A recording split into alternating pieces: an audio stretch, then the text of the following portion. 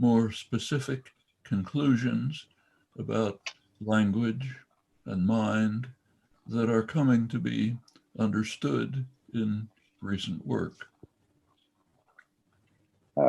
سأشرع في الحديث حديثا عاما عن بعض القضايا، ومن ثم أعرج على قضايا خاصة تختص باللسانيات وبالعقل البشري، وهي خلاصة أعمال أنجزتها حديثا. From infancy, children are trying to make sense of the puzzling world around them, and a similar quest for understanding is a constant theme of cultural history in all societies we know of. منذ نعومة أظفارهم يسعى الأطفال إلى فهم العالم الذي يلجون إليه بعد ولادتهم، ومن ثم يكون هناك سعي باتجاه فهم قضايا اجتماعية وتاريخية تجمع العالم أو تجعل العالم ينهل منها كلها. In the modern world, there have been some periods where willingness to be puzzled about the world became the new spirit of the age, sometimes called scientific revolutions. One such period was the 17th century. في العالم الحديث دارت في هذا العالم في بعض الأحيان قضايا حيرت الإنسان، وكان هناك توجه نحو تلك القضايا التي تحير المرء بما يمكن أن نسميه بروح العلم أو بالثورة العلمية التي حدثت في القرن السابع عشر. The great philosopher and historian of science, Alfred North Whitehead, was hardly exaggerating when he wrote that the intellectual life of Europeans ever since the 17th century has been living on the accumulated capital of ideas provided by the genius of the 17th century. إن العالم المشهور ألفريد نورث كتب يوما ما إن حياة المفكرين الأوروبيين حقيقة استندت على ركيزة مهمة، وهي المتمثلة في رأس المال الخاص بالأفكار التي أنتجها عباقرة ذلك القرن، ذلك الزمان، وهو القرن السابع عشر. The great breakthrough was that Galileo and others allowed themselves to be puzzled by what was just taken for granted as common sense. Rocks fall to the ground, steam rises because they are moving to their natural place. We perceive some image as a triangle because its form implants itself in our brain, and so on. The new scientists recognized that these were not explanations, just empty verbiage evading the issues.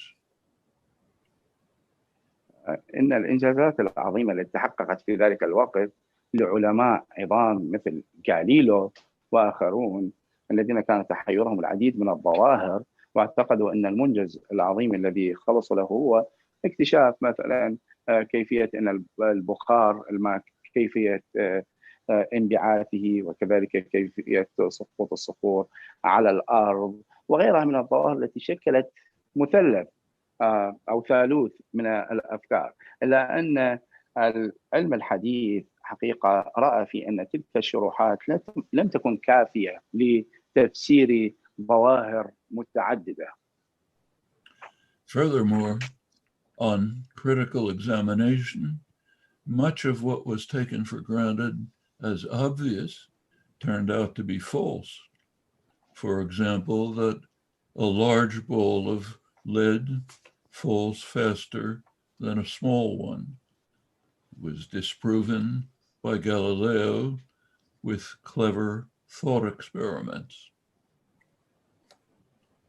وكثير من الأفكار التي كانت مسلم بها في ذلك الوقت أثبتت أنها لم تكن أفكارا صائبة أو نظريات صائبة. مثلا كان هناك اعتقاد أن الكرة الأكبر يكون سقوطها أسرع إلى الأرض من الكرة الأصغر، وغاليليو أثبت عكس ذلك.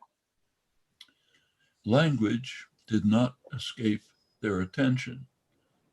Galileo and his contemporaries expressed their awe and wonder about a truly amazing fact. With a few symbols, each of us can construct infinitely many thoughts in our minds and can convey to others the innermost workings of our mind. والحقيقة لم تغب اللغة عن اهتمام غاليليو والعلماء الذين عاصروه في ذلك الوقت، فكان دوما لديهم تساؤلات تدور في أو تجوب في خاطرهم، تلك التي تتعلق باللغة وكيف أن مجرد رموز تتجمع سوية لتشكل بنى لا متناهية يشكلها العقل البشري، يمكن أن تعبر أو توصل ما في دواخلنا من خلاجات ومن مشاعر إلى الآخرين.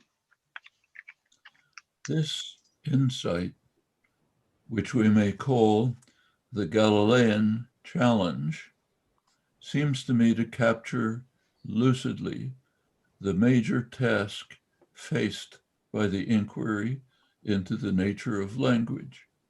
In fact, into the unique nature of the human species. How is this remarkable achievement possible? الحقيقة هذه الرؤية التي يمكن أن نطلق عليها الرؤية الغاليلية هي التي على أساسها هناك تشكلت مثلا آراء ووجهات نظر تتعلق بطبيعة اللغة والحالة الفريدة للجنس البشري في أنه يستخدم هذه اللغة في التواصل. The uniqueness of this property of the human mind is another amazing and puzzling fact. The grand old man of American biology, Ernst Mayr, reminded us that there have been some 50 billion species since life emerged on Earth almost 4 billion years ago. But in his words, only one of these achieved the kind of intelligence needed to establish a civilization. إن عالم الأحياء الأمريكي المعروف ماير يذكرنا بهذه الحقيقة أنه منذ بدء الخليقة وإلى وقته أن أكثر من 50 مليار مخلوق قد يعني ظهر على سطح المعمورة، وأنه فقط 4 مليارات من هذا العدد الكبير 50 مليار تمتع بالذكاء وكون حضارة وكون ثقافة. This is part of his argument that we may really be alone in the universe. Extraterrestrial intelligence may not exist. That may be the solution to what is called Fermi's paradox. With so many planets like ours in the universe, how can it be that with the most careful search, we never find any signs of higher intelligence. في هذا الحجاج اللي قدمه ذلك عالم الأحياء يقول أنه يوما ما سنكون نحن فقط على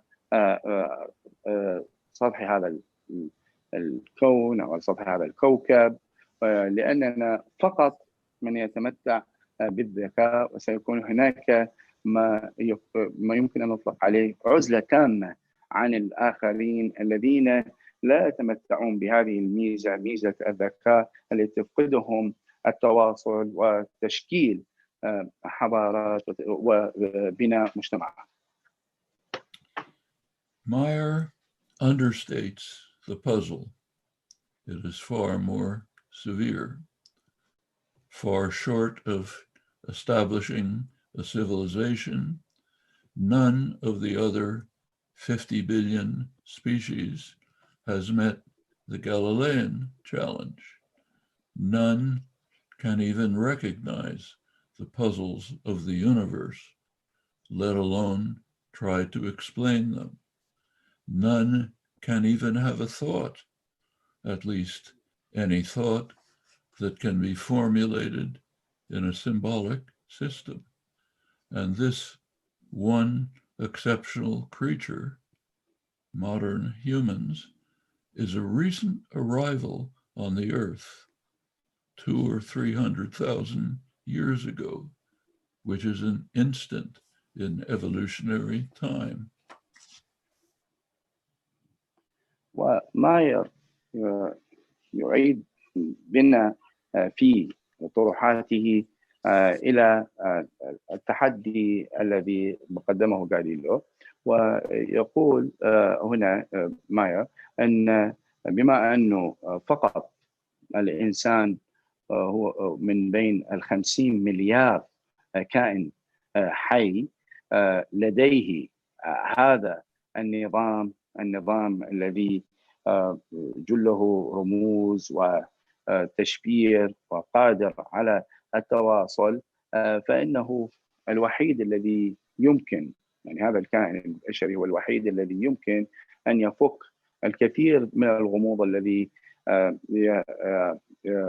يقوم في الكون. وكذلك هذا دليل على أن الجنس البشري الذي وجد من قبل 300 ألف عام هو المخلوق الوحيد الذي استطاع أن يبقى على قيد الحياة بسبب وجود هذا النظام.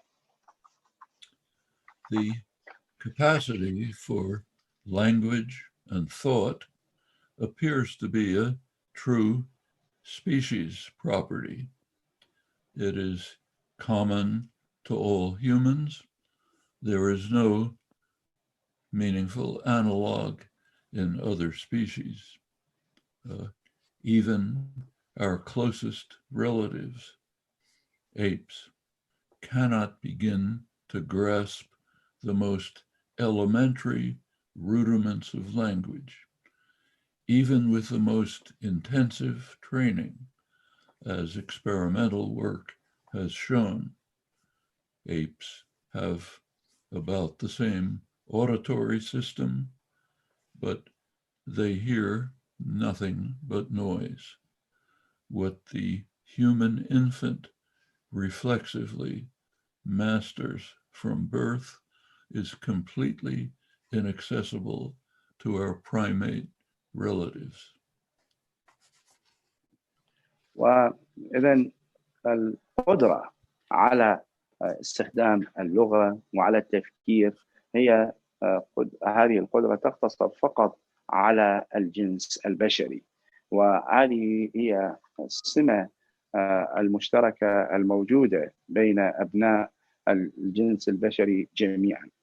أما الكائنات الحية الأخرى التي هي قريبة جدا منا، وخصوصا تلك التي مرت بنفس مراحل التطور وهي القردة، هنا أثبتت التجارب العملية أنها لا يمكن أن تتواصل عبر لغة تعبر عن أفكار بل عندما وضعت هذه المخلوقات القرود مثلا وضعت، فثبت للعلماء علماء اللغة أن التواصل بينها كان عبارة عن إصدار ضجيج وضوضاء فقط، فالأمر يقتصر على الإنسان فقط في اتقانه لغة تعبر عن أفكاره. Now, we know from genetic studies that humans began to separate soon after they appeared. All have the same language faculty. Furthermore, there is no evidence in the archaeological record for symbolic behavior prior to the emergence of modern humans. That suggests that language emerged pretty much along with modern humans. That's an instant in evolutionary time. All of this suggests that the basic structure of language should be quite simple, the result of some relatively small rewiring of the brain. نظريات الهندسة الوراثية والنظريات في الوراثة، هذه النظريات تقول أن البشر كلهم بدأوا في بدء الخليقة كلهم كانوا يستخدمون لغة واحدة، وأن آثار تلك اللغة هي بقيت مع ظهور الإنسان، بقيت مع بقاء الإنسان، وأن الدليل الذي في حوزتنا اليوم يثبت أنه اللغة ظهرت مع ظهور الإنسان، لم يسبق ظهور الإنسان وجود لغة. لذلك اليوم اللغة ببناها الأساسية البسيطة من دون تعقيد كلها تتشكل فقط في الدماغ البشري. On the surface, languages seem to vary radically. In mid-20th century, the consensus among professional linguists was that languages can vary almost without limit, and that each language must be studied on its own with fixed procedures of analysis, but no preconceptions about the nature of language. أما اليوم في أو منذ القرن العشرين ثمة إجماع عند جميع اللسانيين المهنيين أن اللغات تتنوع اليوم بتنوع الإنسان، وثمة إجراءات ثابتة يجب اتخاذها للتحليل كل لغة على حدة، وأن هذه اللغات تتميز الواحدة عن الأخرى بخصائص تجعلها فريدة. Much the same was believed about organisms generally, that they could vary virtually without limit. That has been shown to be radically false. It has been discovered that the organisms that have developed fall into very limited types with deep similarities and constraints. Some biologists have even proposed that there is a universal genome fixed for all complex organisms. وهناك اعتقاد أن الكائنات الحية الأخرى بنفس الطريقة أيضا تتنوع، لأن هذا ثبت أنه اعتقاد أنه أمر خاطئ، وأن هذه الكائنات الحية لديها أنظمة وبنى محدودة بما يخص اللغة. بل ذهب بعض علماء الوراثة إلى أن هناك جين كوني، جين عام تشترك به كل الكائنات الحية الأخرى فيما يخص اللغة. Much the same has been found about language. The more we learn from the study of a wide range of typologically varying languages, the more we discover that the apparent variety is superficial, that all languages are cast to the same mold. ونفس الشيء ينطبق على اللغات، على الرغم أن هناك اختلافات سطحية بين الكثير من اللغات، إلا أنه وجد أن كل هذه اللغات يمكن أن تقولب أو توضع في قالب واحد.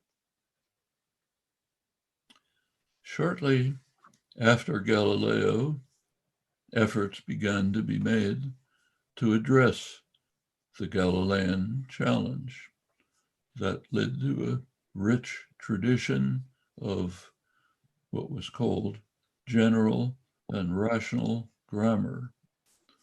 The great linguist Wilhelm von Humboldt captured the core problem by saying that language somehow allows us to make infinite use of finite means. ونفس الشيء هنا ينطبق على جهود غاليليو في تصديه أو في محاولته لمعالجة التحديات التي كانت تبرز أمامه فيما يخص فك حجية أو لغز اللغة.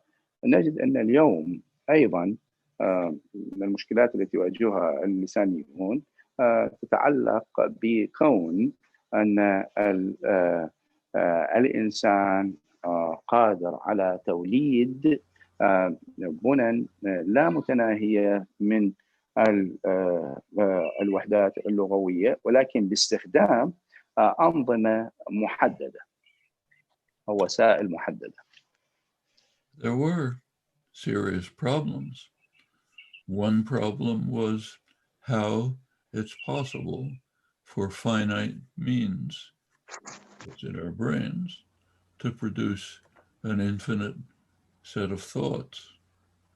More crucial understanding was missing,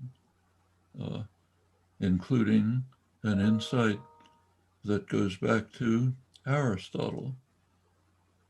Aristotle made a distinction between what he called possession of knowledge and use of knowledge. The Humboldt and the tradition was talking about how we use our knowledge in production. But what is it that we possess? That was not raised and questioned. What is language? The most that could be said is that language is audible thought, but that leaves all the basic questions unanswered. The tradition had many successes, but it languished, was forgotten. وتبقى هناك مشكلة حقيقية تكمن وتساؤل حقيقي يبرز هنا: كيف يتسنى لي وسيلة ثابتة أن ينجم عنها أو تنتج مجموعة غير متناهية من الأفكار ومن البنى اللغوية؟ طبعا الوسيلة الثابتة هنا الدماغ. كيف يمكن للدماغ في أن ينتج هذا الكم اللامتناهي غير المحدود من البنى والأفكار؟ وهذا أيضا يعود بنا إلى التساؤل الذي طرحه أرسطو في تفريقه بين ما نملكه من معرفة واستخدامنا لتلك المعرفة. والسؤال هنا يتعلق في أننا كيف يمكن أن نستخدم المعرفة في إنتاج ما يفيدنا. وهذا الأمر أيضا متعلق باللغة. وهل أن اللغة هي مرآة للأفكار؟ طبعا هذا هو السؤال الذي شغل دوما الباحثين من اللغويين ومن فلاسفة.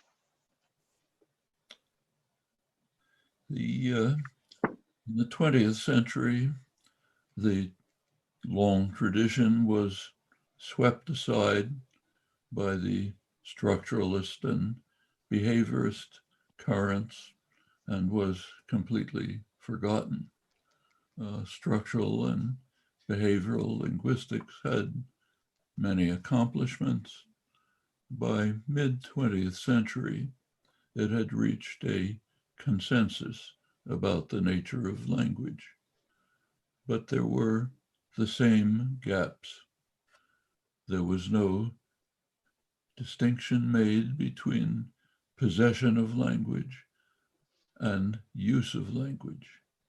The language was considered a set of habits, dispositions to respond. Every individual's language changes constantly. All we can say of language is that it is of linguistics is that it's a taxonomic science. It organizes, it discovers units and organizes them. Nothing beyond that. في القرن العشرين نحن نعلم أنه في القرن العشرين شهد ظهور التيارات البنيوية وكذلك السلوكية في مقاربة اللغة. وفي الحقيقة هؤلاء حققوا، من تبنوا تلك التيارات حققوا إنجازات كبيرة فيما يخص اللسانيات في القرن العشرين، إلا أن السؤال حول طبيعة اللغة وماهية اللغة لم يوفر له الحل أو الإجابة. لذلك لم يكن أو في ذلك الوقت تفريق بين مفهوم امتلاك اللغة واستخدام تلك اللغة.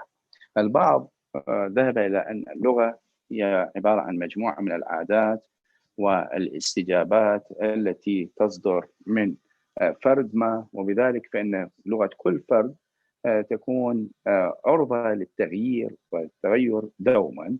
وهنا هذا يجعل نظرة اللسانيين إلى اللغة على أنها ليست كيان واحد بل متعدد يتعدد بتعدد المستخدمين. Meanwhile, new intellectual tools were appearing.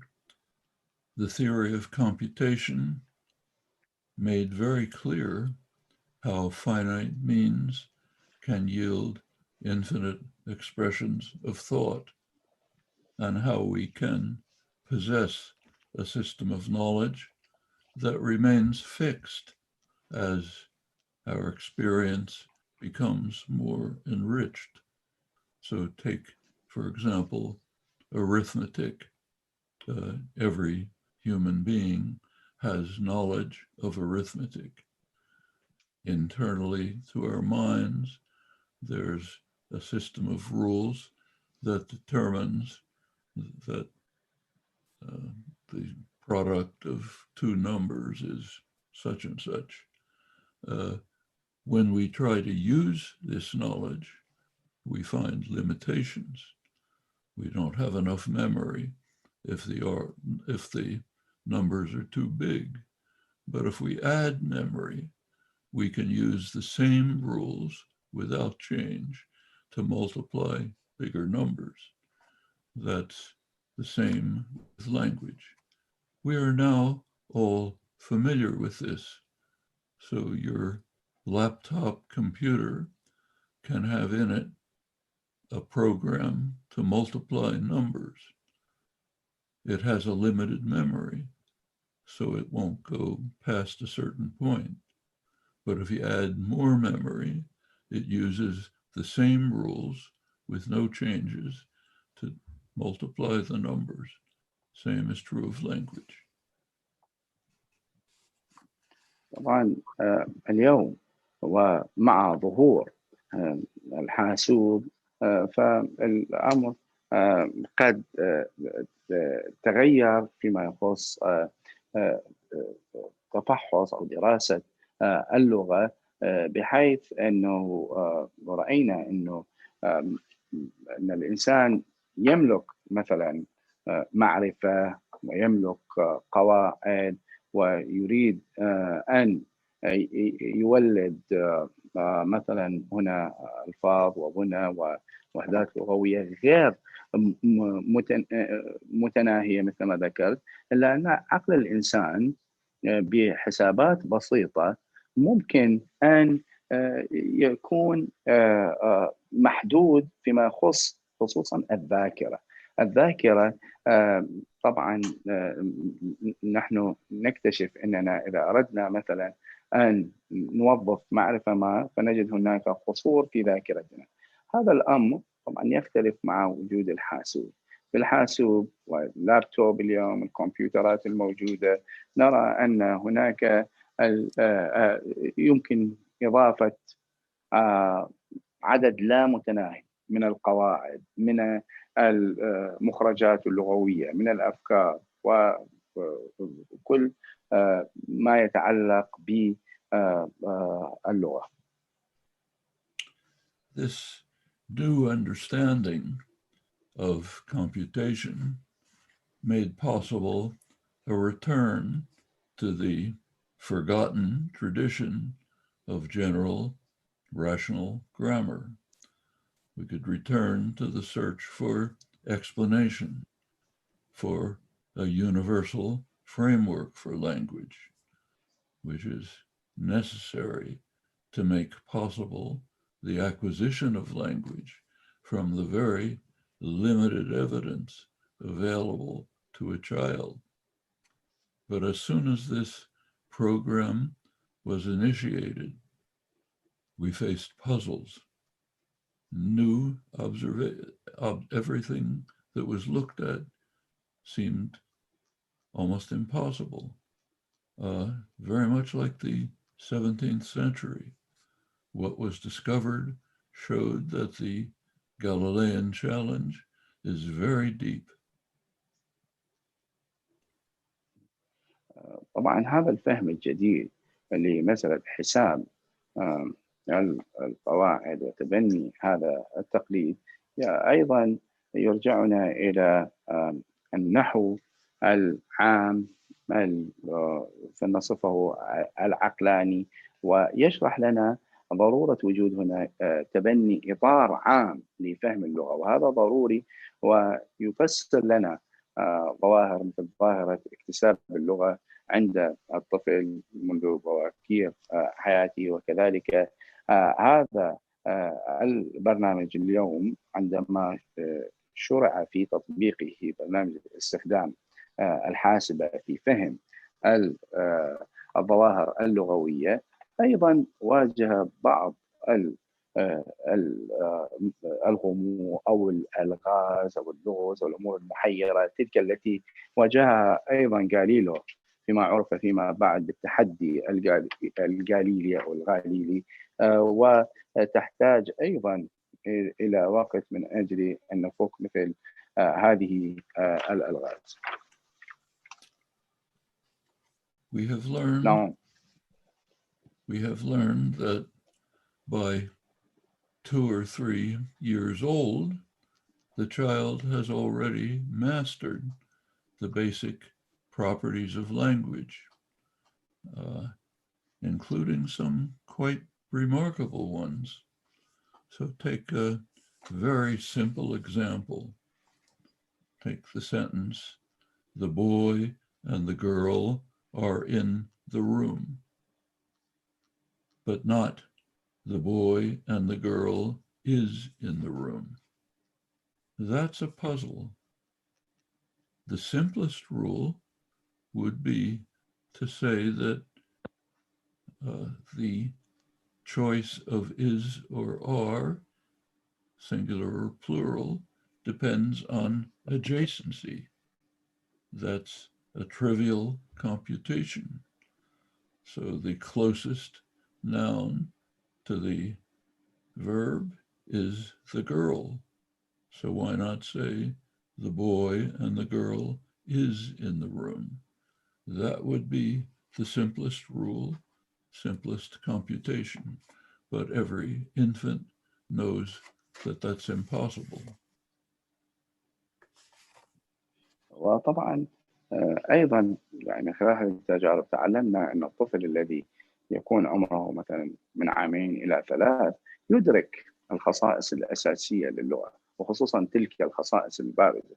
ومثال بسيط على ذلك في اللغة الإنجليزية نرى أن الطفل ممكن أن يقول بهذا العمر مثال طبعا الولد والبنت هما، أنا أترجم حرفيا هنا، في الغرفة، ولا يقول الولد والبنت مثلا هي في الغرفة، لأننا نعلم أن هناك مثلا قواعد تخص التراصف هنا، لأنه الاسم البنت يكون قريب من الضمير هي، فممكن الولد يقول أو الشخص القائل الطفل القائل ممكن يقول الولد والبنت هي، لأنه لا يقول ذلك.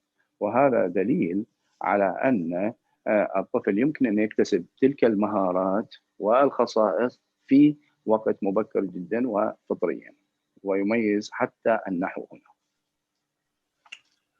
Notice that what this means is the infant is ignoring everything it hears, linear order of words, and adjacency. The infant is paying attention only to what it never hears, namely what the mind constructs, an abstract structure which tells the infant that the boy and the girl is a structure which is plural, and it doesn't pay attention to the fact that the girl is singular. It's a very remarkable fact. The infant is ignoring everything it hears and paying attention only to what it never hears and its mind constructs. هذا المثال هو دليل على أن الطفل يتجاهل كل ما يتعلق بما يكتسبه من خلال سمعه، لأنه يبدو أن هناك بنى مجردة موجودة أصلا في دماغه، وهي تلك التي تقول له قل أن الولد والبنت، طبعا بالإنجليزي are، يعني هما في الغرفة. ويتجاهل هنا مثلا قاعدة التراصف، من هو الاسم الأقرب كي أستعمل معه الفعل المساعد الذي يتلازم أو يتلاصق معه بسبب هذا التجاور. لأننا نرى أن هناك في دماغ الطفل وكأن هناك بنى مجردة جاهزة يستخدمها كي ينطق بهذا النطق الصحيح.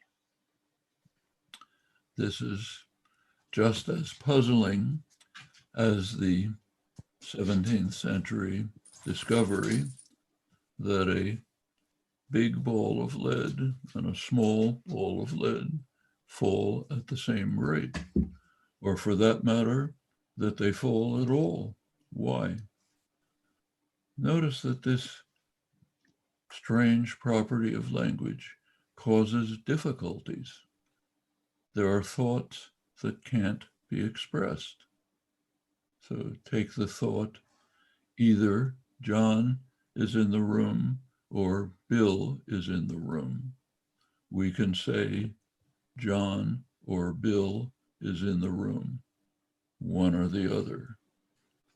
Now take either John is in the room or the men are in the room. We can't say John or the men is in the room. We can't say John or the men are in the room. In fact, we cannot express the thought. If rules were following adjacency and linear order, there would be no problem.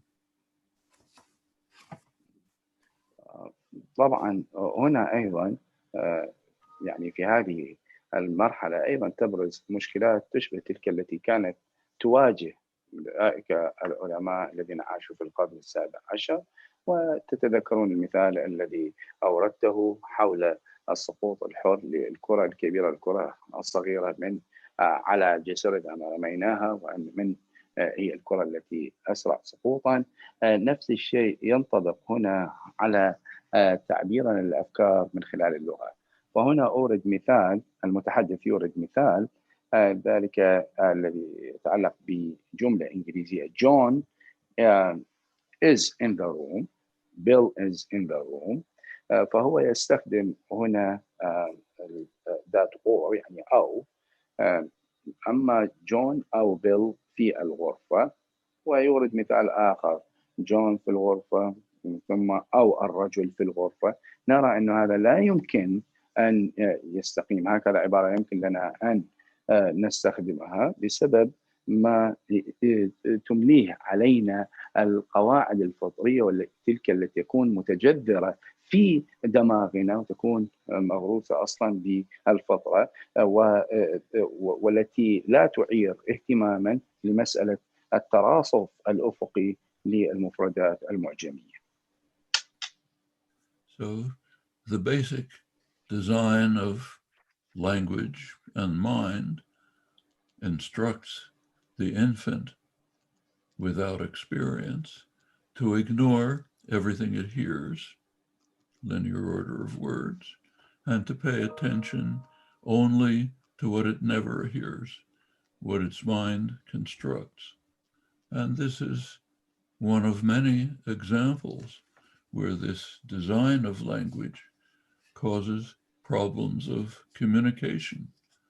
There are simple thoughts that we just can't express. There are much more serious examples than this one. In all known cases, the design dictates the result.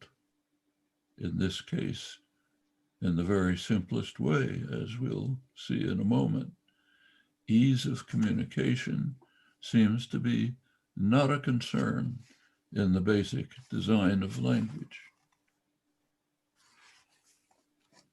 ويبدو هنا أن تصميم الأساس للغة الموجود في الدماغ البشري هو من يملي على الطفل في أن يستخدم هكذا جمل من دون أن يعير انتباها لما يستمع أو لما يسمع. وطبعا هناك أمثلة كثيرة يمكن أن نوردها في هذا المجال، إلا أننا نود القول أن تلك القواعد وكأنها مشكلة في الدماغ البشري بالفطرة، ولذلك في بعض الأحيان نرى أننا حتى مع أفكار بسيطة يصعب لا نستطيع أو يصعب علينا التعبير عنها بسبب تأثرنا بالمحيط وعدم التزامنا بتلك القواعد التي هي موجودة أصلا ومصممة في أدمغتنا.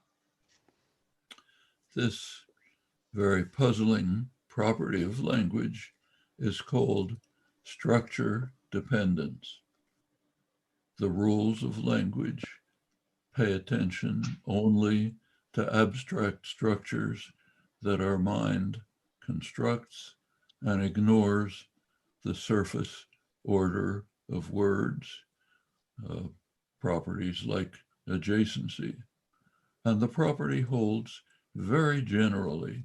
I'll give one more example.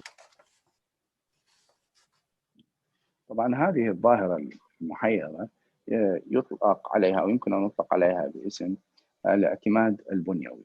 وهنا هذا الاعتماد نقصد به أننا مثل ما ذكرت يوجد لدينا قواعد أصلا موجودة في دماغنا، هي التي هذه القواعد طبعا تكون مجردة، هي التي على أساسها تتشكل اللغة، والتي يمكن لنا باستخدام وباللجوء إلى تلك القواعد أو البنى الموجودة في أدمغتنا أن نتجاهل مع الحدود السطحية أو البنى السطحية التي تمثل بالكلمات وتمثل بالوحدات اللغوية الأخرى، بل نتجاهلها. Take the following example. Take the sentence, the mechanic fixed the car carefully. Second, the mechanic carefully packed his tools. Suppose now we put them together. The mechanic who fixed the car carefully packed his tools. That's ambiguous. He could have fixed the car carefully. He could have carefully packed his tools. Now put the word carefully at the beginning of the sentence. Carefully, the mechanic who fixed the car packed his tools. No ambiguity. Carefully, it means he carefully packed his tools, not he fixed the car carefully. The word carefully is looking for a verb to modify, but it doesn't pick the closest one, fixed. It picks the more remote one, packed, which happens to be structurally closest, but linearly more remote. Again, the rules automatically work on structures, disregard linear order. الآن ننظر في هذا المثال. الميكانيكي أصلح السيارة بعناية، أو أصلحها يعني بسبب مفعول مطلق، يعني إصلاحا يعني، لكن الميكانيكي أصلح السيارة بعناية. هذا مثال. والمثال الآخر، الميكانيكي رزم عدته رزم عدته. يمكن أن نجمع هذين الجملتين بجملة واحدة ونقول أن الميكانيكي الذي أصلح السيارة بعناية رزم عدته. هذه الجملة لا زال يكتنفها الغموض بسبب الظرف الذي هو بعناية، إلا أن هذا الغموض يمكن أن نزيله إذا وضعنا هذا الظرف في البداية وقلنا مثلا بعناية أصلح الميكانيكي السيارة ورزم عدته. هنا أصبحت الجملة غير غامضة، إلا أن المفارقة أن الظرف بعناية لا يصف الفعل أصلح، بل إنه يصف الفعل رزم.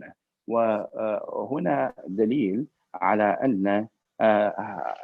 أن نتعامل مع اللغة ليس وفق هذا النظام أو الترتيب الأفقي، بل تعاملنا مثل ما ذكرت يتعلق بالبنى التي أصلا موجودة ومصممة في دماغنا. نعم. This property of structure dependence is universal. It holds for all languages, all constructions.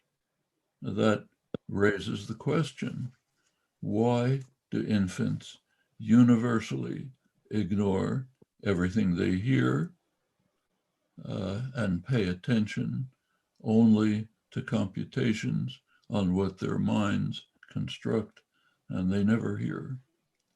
The only possible explanation is that the linear order of words is not accessible to the language faculty. Language is just a system of thought. Linear order is irrelevant. In fact, even the sound system is irrelevant. Deaf children learn sign language, which is essentially the same as spoken language. To go back to your laptop, it's as if the language is an internal program stored in the laptop, which could be hooked up to one or another printer, sound, sign, something else, but the language doesn't care about the printer. وهنا طبعا نعود إلى مفهوم الاعتماد البنيوي في دراسة الظواهر اللغوية، ونتذكر أن الطفل لا يعير اهتمام لما يسمعه، إلا أنه يرتكز في تكوين اللغة على ما موجود في دماغه من بنى مجردة. وهذا طبعا مفهوم كوني، مفهوم عام ينطبق على جميع لغات البشر، ولكن طبعا يبقى هناك هذا التحدي في حساب ما يدور داخل الدماغ البشري، لأنه مثل ما معلوم يصعب الولوج إلى كل العمليات التي تجري في داخل الدماغ البشري. اللغة إذن هي نظام يعبر، أو نظام من الأفكار. هذا هو الشيء المهم والأساسي حول اللغة. والأمور الأخرى المتعلقة مثلا بالنظام الصوتي، بالترتيب، ترتيب الوحدات اللغوية، هذه أمور ليست ذات صلة. The question of the okay. 17th century. Why is it true? Why does language have this? Okay. Will you say it again, please? No. Language in your mind is a finite system which yields an infinite number of thoughts. There has to be a computational operation that has this property. Now, remember the evolutionary record. Language appeared in a very brief period of evolutionary time, and we would expect that Mother Nature would have picked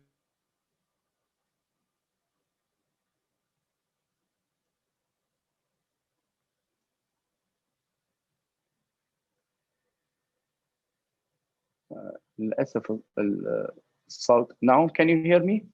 Now, we've lost connection, unfortunately, with you now.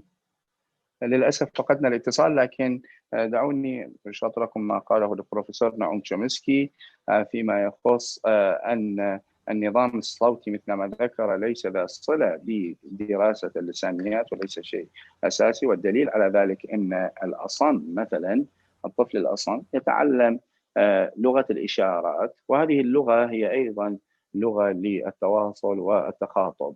فمرة أخرى نقول أن تعاملنا مع اللغة يشبه برنامج، أو يمكن أن نشبهه ببرنامج مخزون في اللابتوب، في الحاسوب، وهذا البرنامج في الدماغ البشري هو مخزون داخل الدماغ البشري.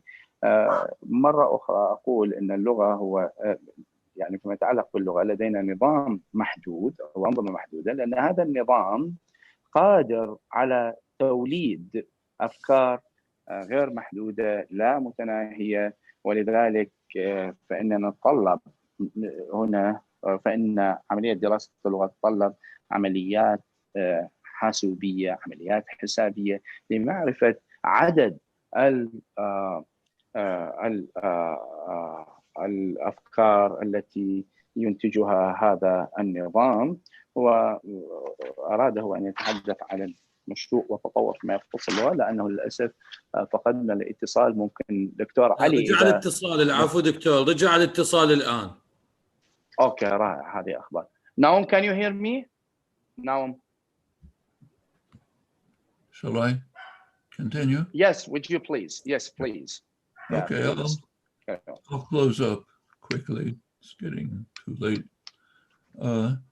The problem is, why do properties like structure dependence exist? We have the problem that the internal system in our minds is a finite system which yields an infinite number of thoughts. It must be based on a computational operation. The evolutionary record tells us that this developed very suddenly. We expect that Mother Nature would have picked the simplest operation. I can't go into the details now, but we can show that the simplest operation yields a system in which there is no linear order, just structures.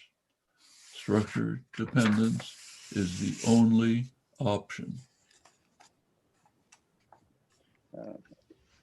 إذن هي المشكلة تكمن في هذا المفهوم، مفهوم الاعتماد البنيوي، أن البنى هذه البنى تعتمد واحدة على الأخرى، وأن هذا النظام، نظام اللغة، هو نظام محدود، إلا أنه قادر على توليد عددا غير محدود من البنى، عدد غير متناهي. وهذا طبعا ما ثبت عبر سجل النشوء والتطور الخاص باللغة. وهنا الطبيعة هي تثبت لنا ذلك، وأن هذا الأمر هو يتطور باضطراد وبشكل متواصل، وعليه فإن جل اهتمامنا يجب أن ينصب على اللغة كنظام، على مفهوم هذا الاعتماد البنيوي، بدلا من التركيز على موضوعات التراصف الأفقي وعلى المواضيع التي تختص بالأشياء المحدودة. شلونك قلبي؟ دكتور مهند ده ممكن صامت. Naum, can you hear me now? Naum. Okay. Okay. That raises the question, why is there linear order at all? Why do we string words one after another if in our minds there are only abstract structures? Well, the reason is obvious. That has to do with the articulatory system. It cannot produce structures. We cannot speak in structures. Our articulatory system requires that the structures be transmuted into sequences of words. But the articulatory system has nothing to do with language at all. It existed long before language appeared, which means that things like linear order, other such arrangements, are not really part of language. They're just part of the printer, the system that language has to access to reach the outside world.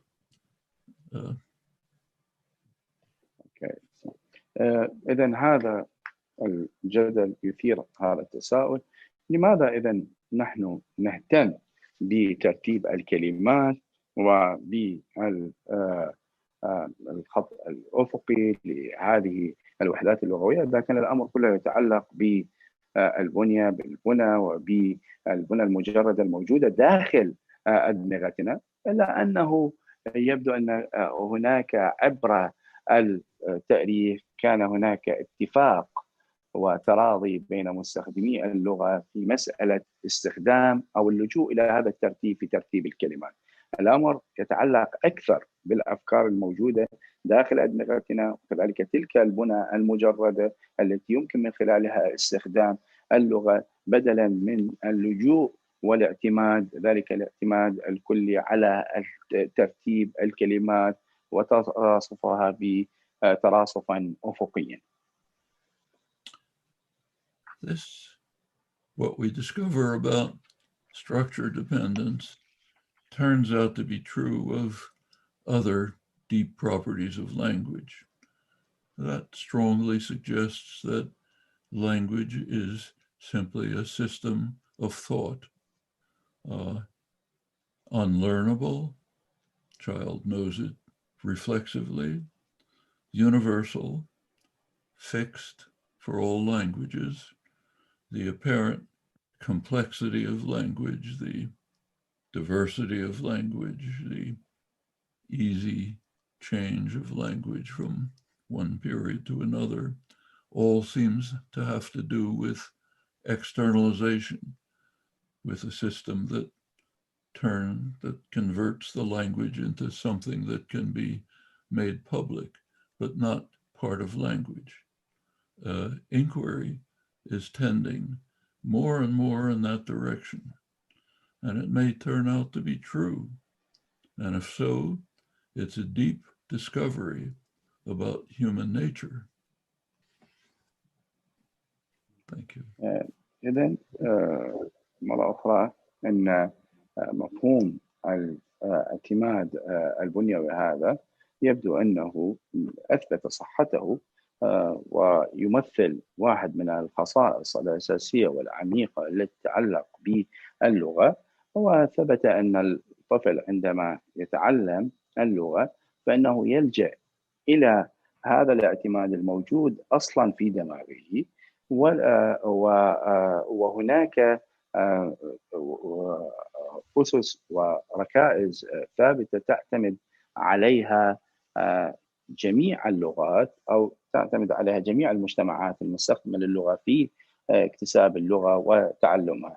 إذن هذا التنوع الخاص باللغات والتعقيد مكمنه هو الاستخدام الخارجي للغة. أما في العمق فكل اللغات هي تجتمع بخصيصة واحدة، ألا وهي خصيصة الاعتماد البنيوي المترسخ والمتجذر في الدماغ البشري. Thank you very much. Thank you very much. شكرا جزيلا. Indeed, thank you for your time, Professor Tchomsky. And now it's time for Q's and I's, and I'll invite the audience kindly to raise their questions, comments, or observations that they have. And if you allow me, Professor Tchomsky, can we make use of your presence here with us to make the audience feel free to pose questions even away from today's talk, which was about language in the mind and things. So is it permissible to ask or raise questions regarding politics, for example? No? Yes. It's okay? Oh, sure. طبعا الشكر الجزيل للبروفيسور نعوم تشومسكي على ما قدمه من محاضرة مهمة ومن حديث مهم في موضوع اللغة ونشوء اللغة، وكذلك اللغة وعلاقتها بالدماغ البشري وكيفية اكتساب اللغة. والآن الباب مفتوح للمشاركين في طرح أسئلتهم، تعليقاتهم إذا كانت لديهم ملاحظاتهم. وبالمناسبة ليس بالضرورة أن يكون السؤال أو الملاحظة عن محاضرة أو حديث اليوم، فنريد نحن أن نستثمر وجود هذا العلامة الكبير معنا، فبإمكانكم أن تشعروا بالحرية حتى في طرح أسئلة تتعلق بالسياسة أو الفلسفة أو في شتى ضروب المعرفة التي هو العلامة البروفيسور نعوم تشومسكي ضليع بها. فأنا أترك المجال الآن إلى زملائي دكتور علي وأستاذ مهند في أخذ أسماء الذين يحبون أن يتداخلون. وبالمناسبة سيكون وقت المداخلة دقيقة فقط، دقيقة بسبب طبعا عامل الوقت. نعم. شكرا لك يا دكتور محمد. بداية سوف نبدأ. إذا اسمح لي دكتور علي، آسف دكتور علي المقاطعة الآن كي نستثمر الوقت، فلدينا سؤال من السيد رئيس الجامعة فليتفضل مشكورا. دكتور حميد الكلمة لك، تفضل دكتور.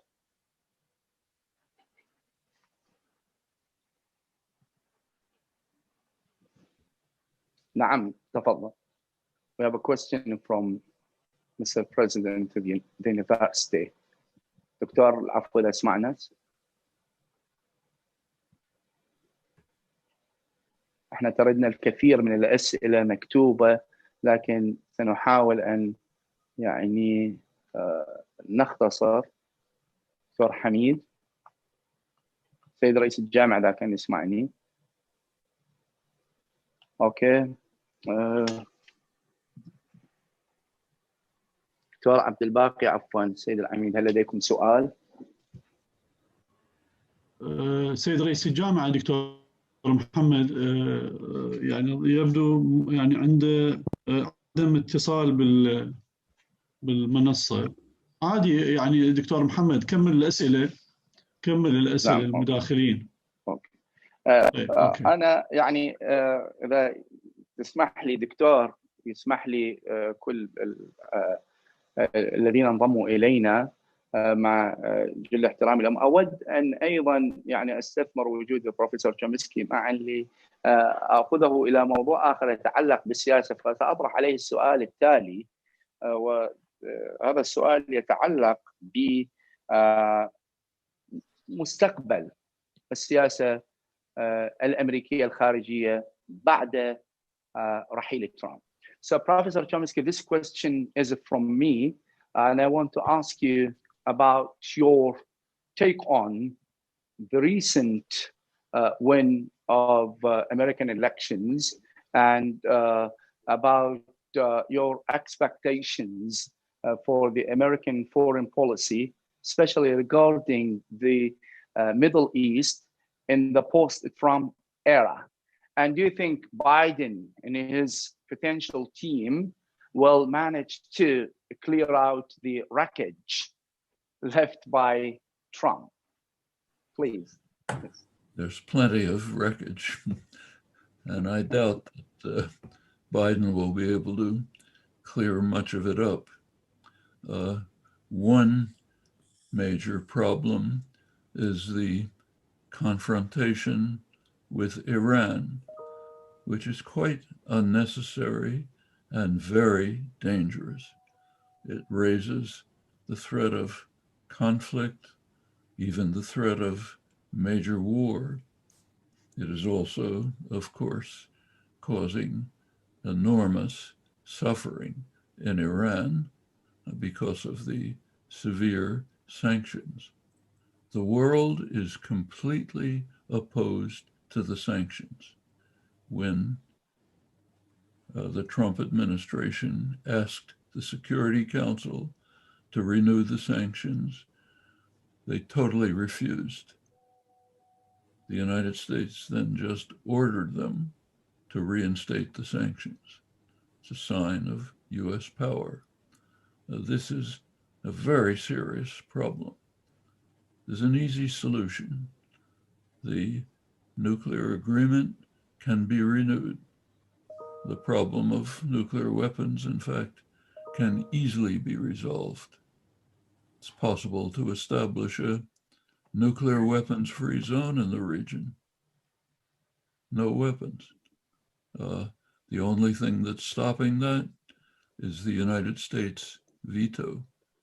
The United States refuses, does not want to permit Israeli nuclear weapons to be inspected. That can be overcome, but I don't think Biden is capable of overcoming that. I think that... يعني باختصار.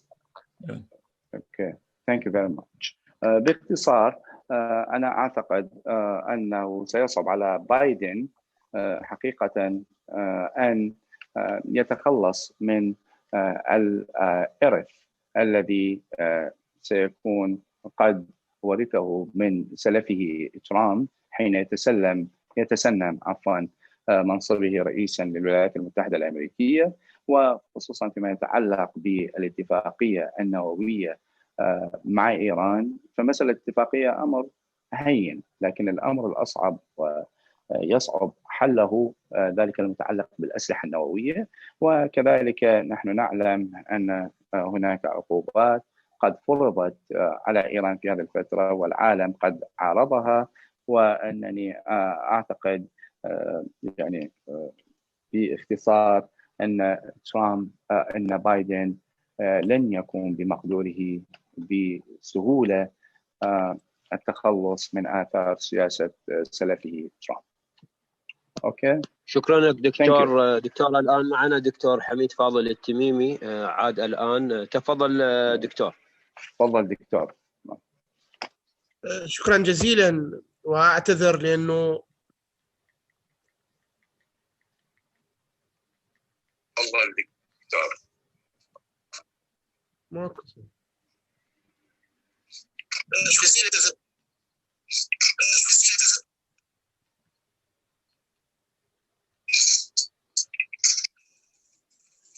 So now apologies from President of University. For today, actually, we have inconsistent internet situation in Iraq.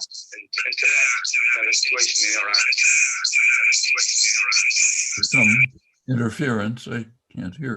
Yeah, interference. Let's try. دكتور إذا هذا ناخذ سؤال آخر إذا نقدر. يعني دكتور محمد؟ أي نعم دكتور، تفضل دكتور حميد، تفضل دكتور. شكرا جزيلا. أنا ما أريد أخذ بالمحاضرة بعيد، ولكن خلوني أتقدم بالشكر الجزيل للبروفيسور تشومسكي ولهذا الحضور اللي غير مسبوق في تقديري.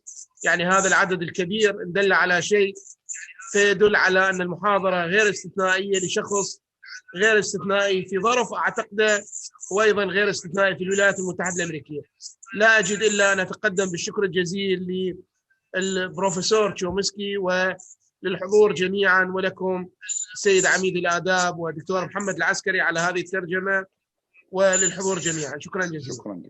شكرا دكتور. So apologies, as I told you, the internet we have some technical issues with, and let me extend my thanks to you, Professor Chomsky.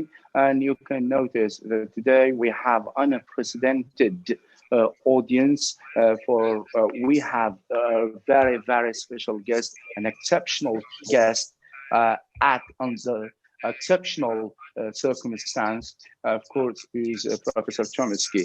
So I don't want, without much ado, I want again to reiterate my thanks and for you, Professor Chomsky, and for all those who have joined us in today's talk. Thank you. So this is the president of the university. شكرا لك دكتور محمد. الآن لدينا دكتور طاهر فايز عبد الحميد. تفضل دكتور طاهر. اوكي تفضل دكتور. السلام عليكم ورحمة الله وبركاته. أشكر حضراتكم جميعا. عندي سؤال للبروفيسور تشومسكي. حقيقة I want to know the difference between the acquisition of the language, any language for adult and kids.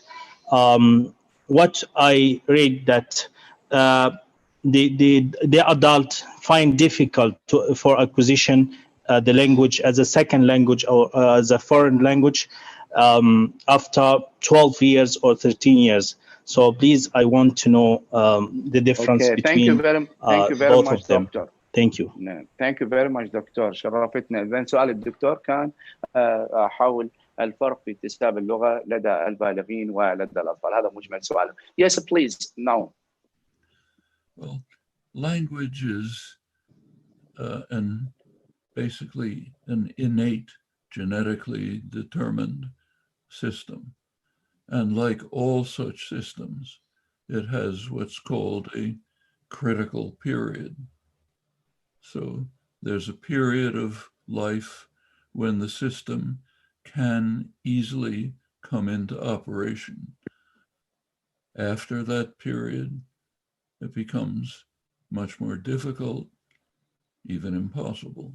And language is the same. A young child learns language almost reflexively, no effort, no training. A child can pick up 3 or 4 languages easily, simultaneously, become fluent in all of them. Past a certain age, and it's, as you said, about 12 or 15, this capacity severely declines, and acquisition of language requires training, effort, and it rarely reaches native fluency. That's like all other innate capacities, vision, walking, everything is like that. إذن الجواب هو أن اللغة هي النظام يكتسب اكتسابا فطريا وموجود أصلا في بالوراثة عند الإنسان، واللغة مثلها مثل أي نظام آخر. هذا النظام يأتي إلى التكوين أو إلى الحياة، وبعد فترة هذا النظام ممكن أن يعطب وممكن أن يصاب بالأعطال ويتوقف عن العمل بعد فترة. فعندما نتحدث عن الطفل الصغير فنرى أن الطفل الصغير يكتسب اللغة من دون تدريب، من دون تعليم، فاكتسابه للغة يتم عبر تلك الأدوات الموجودة أصلا جينيا عند الطفل. أما لدى البالغين خصوصا أولئك الذين تبلغ أعمارهم أكثر من 15 سنة، أكثر من 15 سنة، فبالتأكيد هذه القدرة تبدأ تضمحل وتبدأ تقل، فلذلك يصعب هنا على البالغين في هذا السن اكتساب اللغة مثل ما يكتسبها الطفل اكتسابا فطريا. Thank you. هل هناك سؤال آخر؟ شكرا لك دكتور. الآن لدينا دكتور سعد عبد الزهرة. نعم تفضل دكتور. علمي كلية الآداب. تفضل دكتور.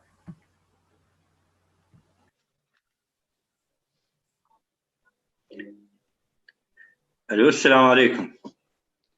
عليكم السلام. دكتور، بدءا أود أن أشكر شكر جزيل للعالم الجليل تشومسكي على هذه المحاضرة الرائعة، وأتمنى إلى العمر المديد كي تستفيد الإنسانية من علمه. سؤالي هو أحب أن يعني أسأل حول موضوعة الفكر واللغة. هل إن اللغة تشكل الفكر أم إن الفكر يشكل اللغة أم إن العلاقة تبادلية بين الاثنين؟ شكرا جزيلا. شكرا جزيلا دكتور. So Dr. Saad is the Dean Assistant for Scientific Affairs. His question is actually, and first he wishes you, of course, long, prosperous years so that the humanity will make use of your experience and knowledge. The question here is, which shapes which? Language shapes thought, or thought shapes language? So I would be grateful if you answer this. They're probably the same thing. We have no thoughts beyond the capacity to articulate and formulate them. If there are any other kind of thoughts, we don't know anything about them. The kind of thoughts that we know anything about are those that we construct and articulate in language. So language just seems to be the instrument of thought. Neither comes before the other. They're the same. Language is the system in which thoughts are formulated. That's why my dog, for example, can't do what we're doing. It can't formulate thoughts. Something is going on in its mind, but it's not thoughts in any sense that we can comprehend, that we can maybe study them in some other way, but they cannot be formulated in such a way as to investigate them, to determine their truth, to see what follows from them, to evaluate them, to reason with them. All of that requires language. In fact, Wilhelm von Humboldt, who I mentioned before, simply identified language and thought, which is a pretty reasonable position. طبعا الجواب أنا أختصر، هو أنه في الحقيقة لا يمكن أن نقول الفكر يسبق اللغة أو اللغة تسبق الفكر، إنهما يتشكلان سوية. والحقيقة اللغة تمثل أداة الفكر التي من خلالها يمكن لنا النصيغ أو الصياغات التي نريد لأفكارنا أن تأخذ. ولذلك فإننا هنا عبر استخدام اللغة نعبر التعبير الصادق عن ما يجول في خاطرنا، عن كل الأفكار التي يمكن أن يعني نمر بها. هذا هو اللغة تمثل الأداة الحقيقية التي يمكن من خلالها أن نعبر عن الفكرة.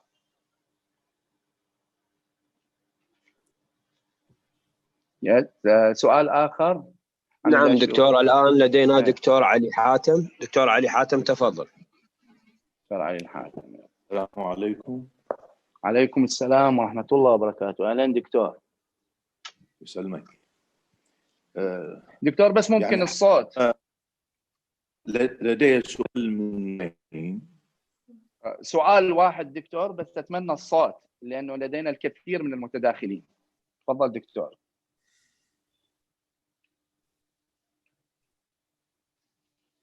للأسف الصوت دكتور علي، شوف لنا متداخل آخر بين ما الصوت. شوف شنو قضيته يا دكتور علي. تمام. نعم تمام. أوكي.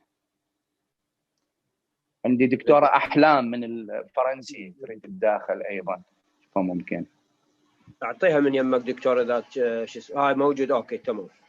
يلا نعطيها أنا ميوت. دكتورة أحلام عندك دقيقة. دكتورة أحلام. السلام عليكم.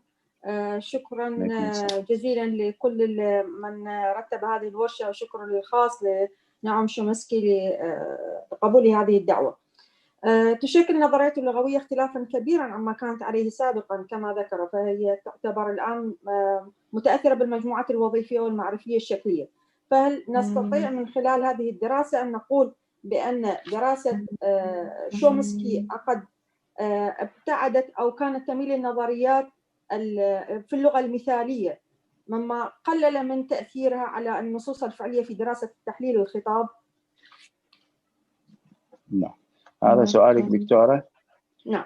So Dr. Ahlam, first would like to thank you, Professor Chomsky, and we know, of course, the significance of linguistic theories on the study of language, but I've noticed that your theories have been distant from, let's say, the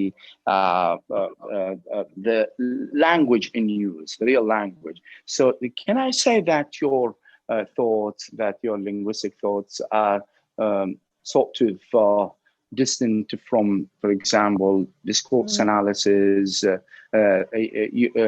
You know, they are divergent, your thoughts and critical discourse analysis.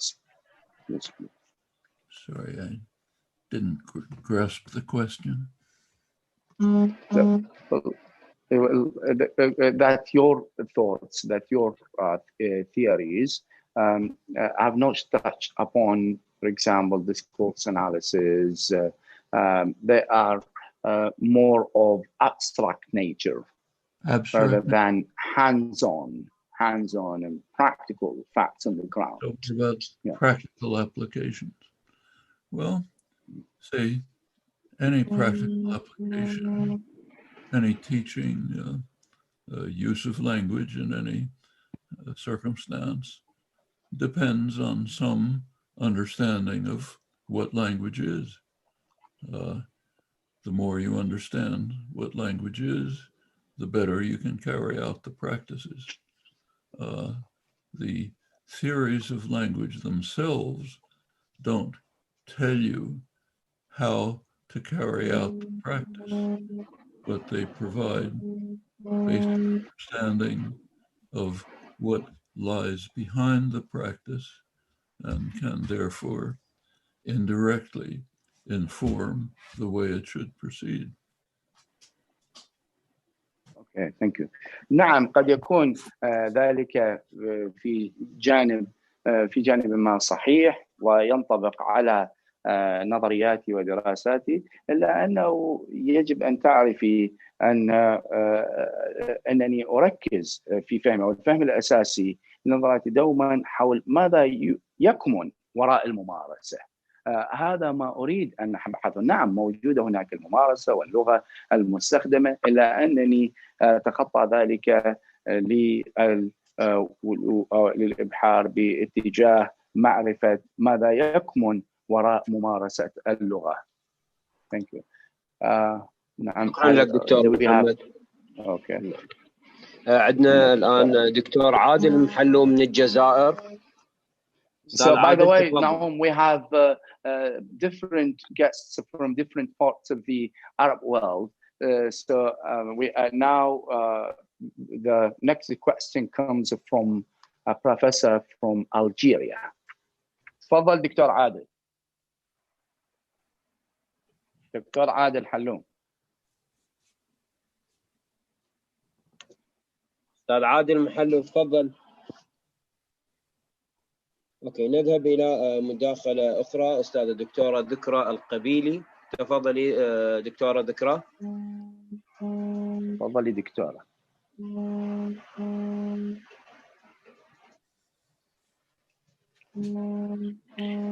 اسعد الله مساءكم، اسعد الله مساءكم بكل خير. الصوت واضح؟ نعم الصوت واضح. كل الشكر للجامعة المستنصرية وللبروفيسور تشومسكي، وهو يعلم أن تأثيره في الدرس اللغوي كبير ومهم ومستمر. وفكرة الاعتماد البنيوي ووجود النظام في أدمغتنا الذي نستعمله في تشكيل وتشكل اللغة مهمة جدا، لكننا أيضا لا يمكننا أو هل يرى أنه أن فكرة الاعتماد على الترتيب والخط الأفقي هي واحدة أيضا من الأمور المهمة التي هي تمثلات لهذا النظام؟ فالمتكلم عندما يقول أو عندما يبدأ بقوله هؤلاء مثلا، عندما يقول هؤلاء لن يقول بعدها الحاضر، وإنما سيقول هؤلاء الحاضرون ممتنون لك بروفيسور تشومسكي. فهذه يعني لما استطاع فهم كيف نفصل بينها. وسؤال ثاني لو سمحت. يلا يعني الجزائر مسموح لهم سؤالين.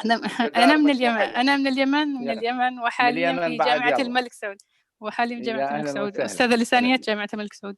السؤال الثاني، كل العلوم تقدمت شيئا فشيئا وقدمت خدماتها للإنسان البسيط العادي. أتكلم عن الإنسان الذي يستعمل اللغة وهو لا يدرس أي أنظمة.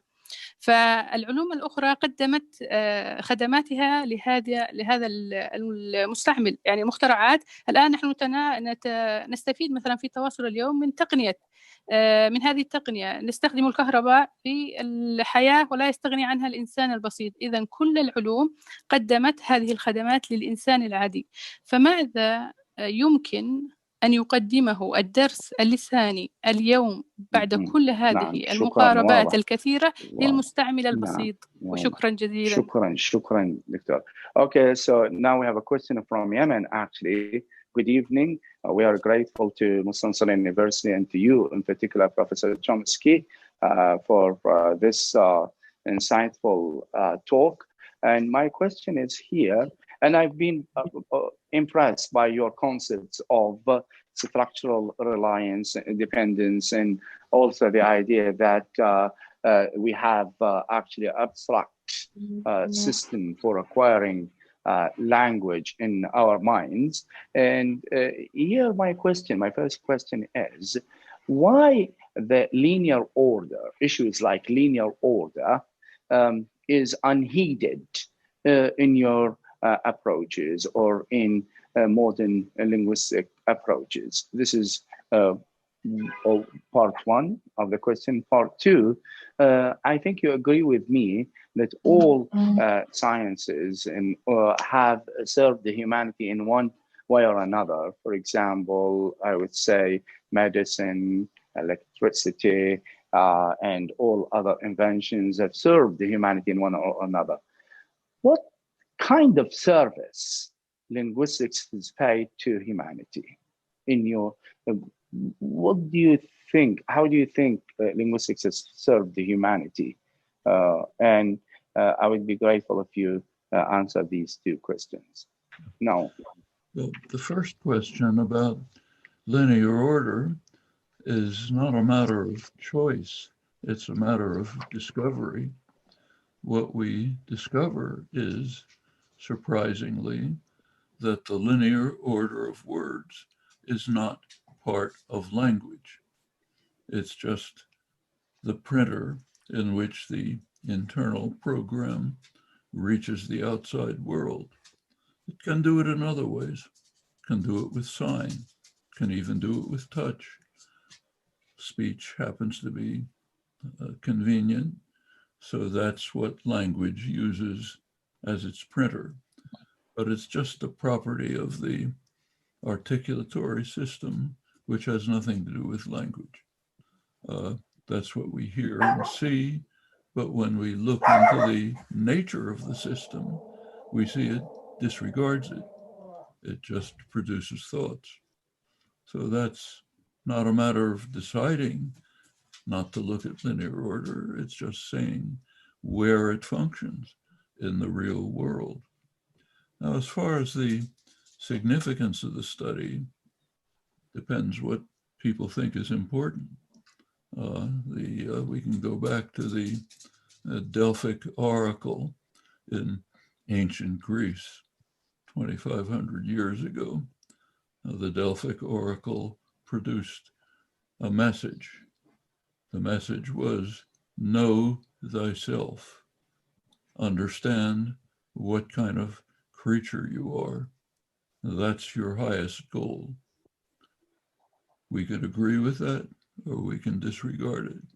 If we want to understand ourselves, we're going to look at the essential defining human property, the property that distinguishes us dramatically from the rest of the organic world.